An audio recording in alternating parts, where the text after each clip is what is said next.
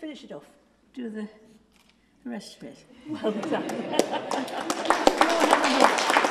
Улуу Британияны 70 жыл башкарып, 96 жашында каза болгон Елизавета II дүйнөдөн өтүшү менен Англиянын башкаруусу тарыхына кызыккан кыргызстандыктар көбөйдү. Буга байланыштуу дүйнөдө көрсөтүүсүнүн кезектеги чыгарылышынан Британия королдугунун көз жоосун алган кызыктуу сүрдүү хан сарайлары менен сепилдери, алардын тарыхы тууралуу айтып беребиз.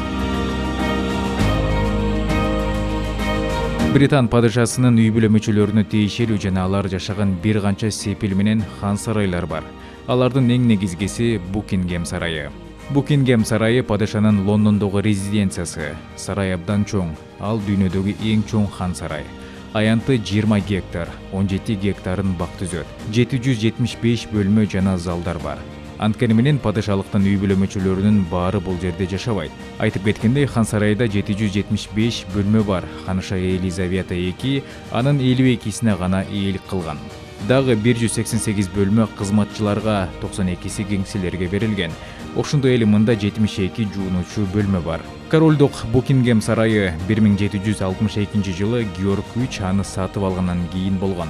Алгач бул кымбат резиденция Букингемдин жана Нормен Бинин биринчи герцоги Джон Шеффилд үчүн курулган. Сарай чоң жана кенчтерге толгон. Рембрандт жана Рубенс полотнолору, Сефир фарфору жана байыркы эмеректер бар.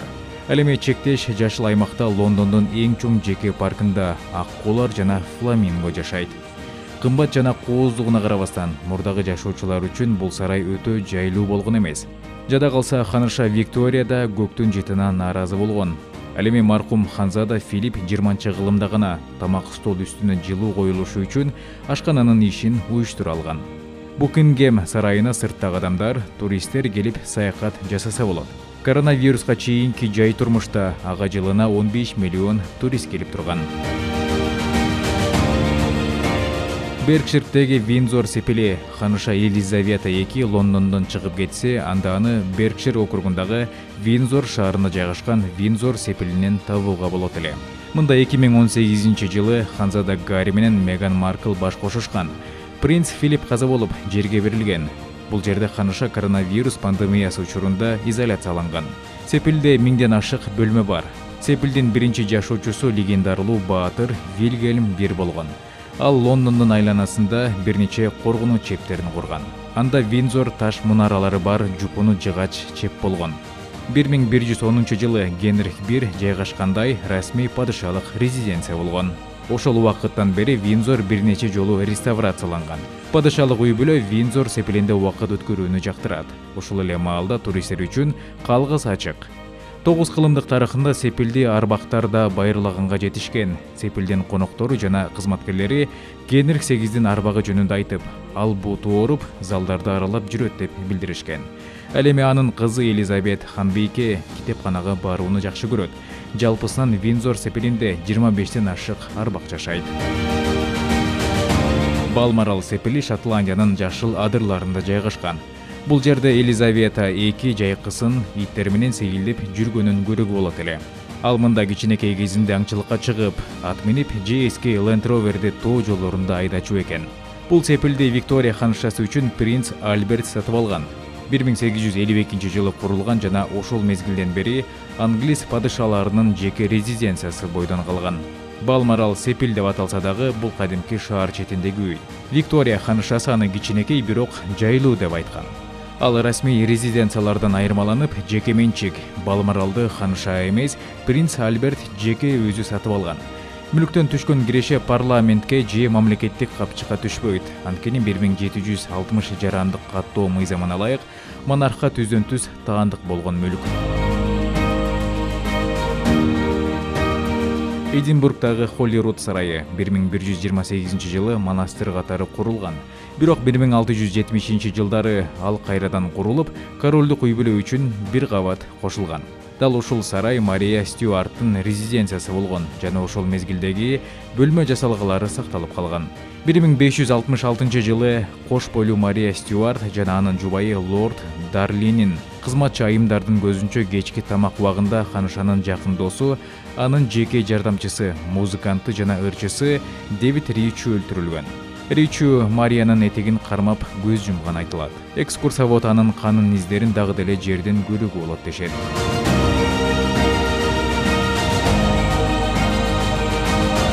Норфолктогу Сандрингем мүлкү падышалыктын Рождество резиденциясы.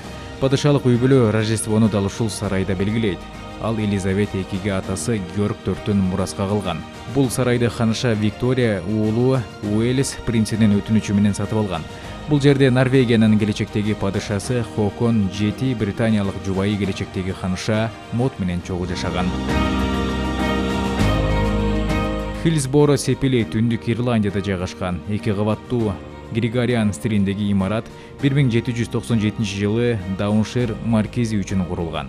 1830-40 жылдары сепилде капиталдык оңдоп түзөө иштери жүргүзүлгөн. 1922 жылы Хиллсборо сепилин Британиянын өкмөтү Түндүк Ирландиянын губернаторунун резиденциясы катары пайдалануу максатында сатып алган. Кийинчерээк губернатордун кызматы жоюлганда Хиллсборо королеванын мамлекеттик катчысынын резиденциясы болуп калган. Ошондой эле сарайга падышалыктын үй бүлө мүчөлөрү да келип турат.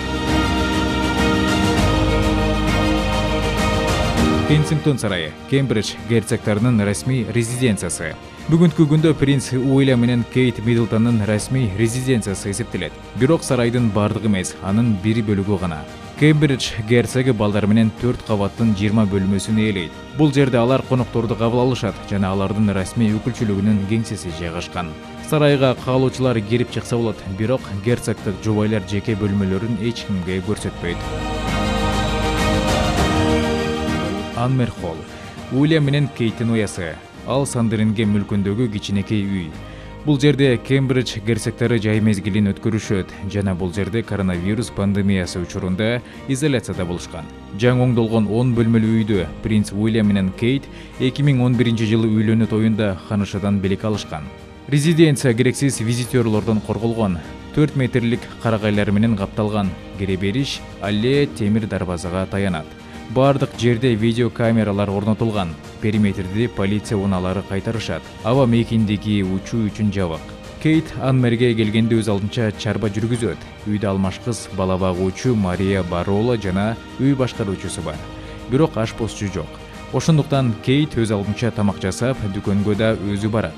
Кембридж герцогиниясынын көбүнчө Леттерингсет айылындагы белгилүү Норфолк фермасынын азык-түлүк дүкөнүнөн кезиктиришет.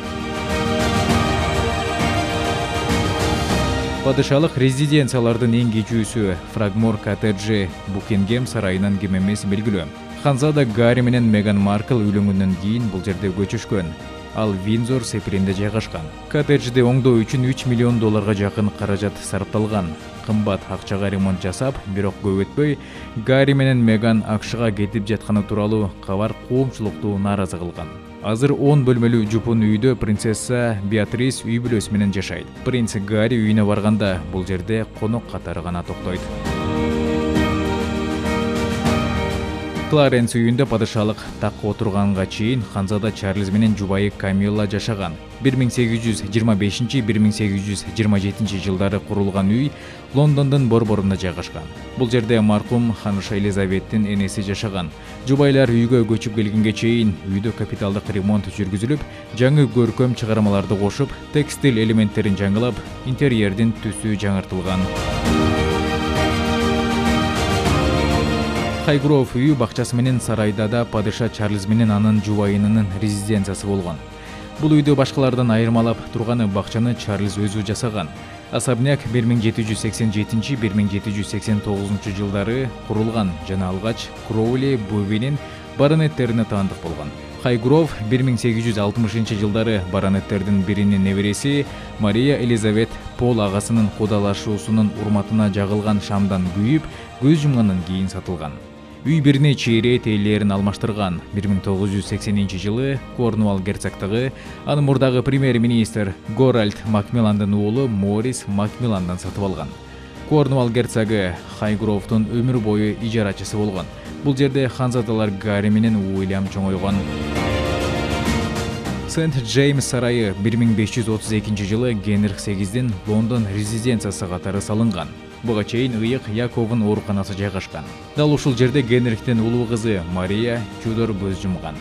Сарай көпкө чейин колдонулган эмес, анткени ал өтө эле кароосуз калып, караңгыда болгон.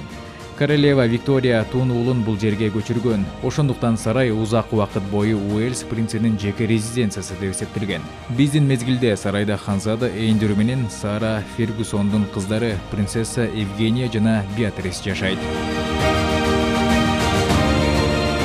Жогоруда саналган сепилдер сарайлар менен особняктар падышалык үй бүлө мүчөлөрүнүн негизги резиденцияларынын тизмесине кирет. Чындыгында мүлктөр албетте анда канча көп, бирок ханышанын мүлкү 2 бөлүккө бөлүнөрүн унутпаш керек. Биринчиси анын жеке мүлкү, экинчиси башкаруу компанияларга таандык кыймылсыз мүлктөр. Мындай мүлк белгилүү бир падышанын же ханышанын жеке менчиги эмес, тескерисинче бир падышадан экинчисине өтөт.